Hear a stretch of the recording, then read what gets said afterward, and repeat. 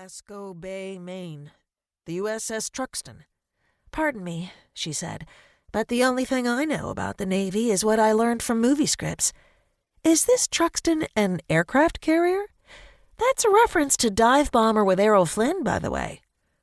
"I saw Dive Bomber," said Jack, "and I wish the Truxtun was a carrier.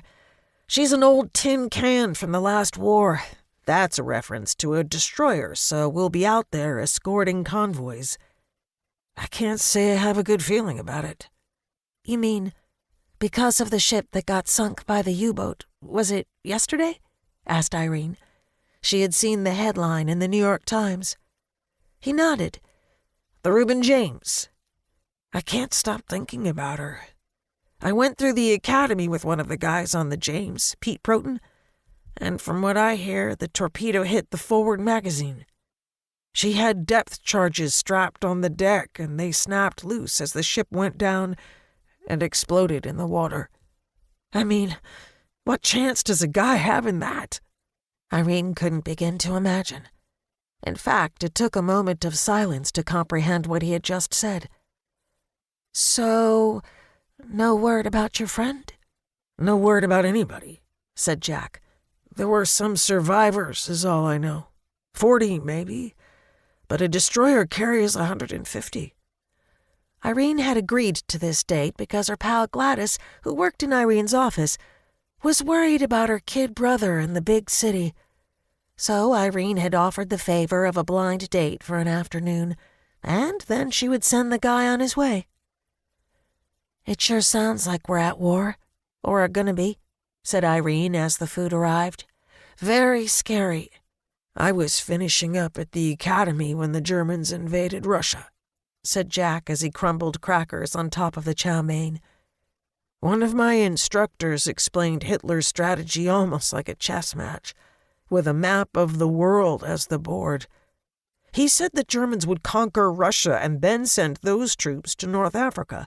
When they beat the British there, the Nazis will have oil supplies from the Caucasus and from Libya, and that will be checkmate for us."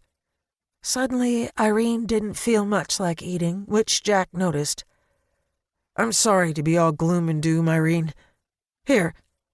He reached inside his jacket and pulled out another piece of paper and unfolded it. "I thought about questions to ask you about show business. I mean, you work in the movies, like, in the movies." All at once she found Jack Janowitz adorable for thinking she was important enough for him to sit around dreaming up questions to ask. His voice had raised an octave when he started talking about the movies, and he no longer seemed a guy of 24 about to go off on the high seas, but more like a kid of 14. "Question number 1, he said, looking at his list.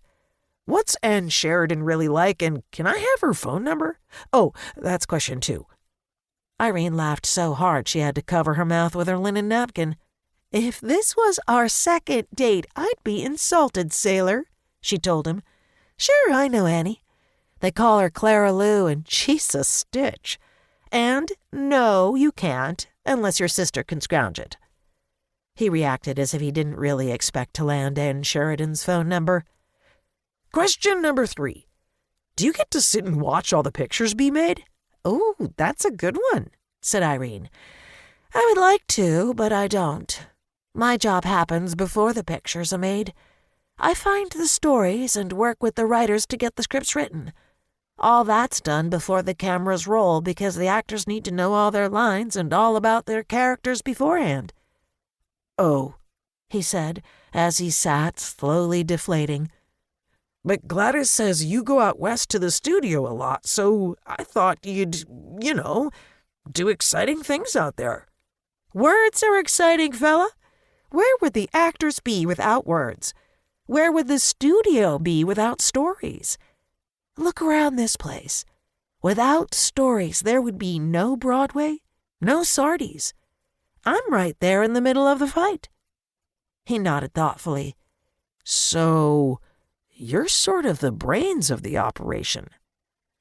There it was again, that adorable Jack Janowitz something. She couldn't tell if he was being serious or pulling her leg, so she pressed on. "I might go through a stack of..."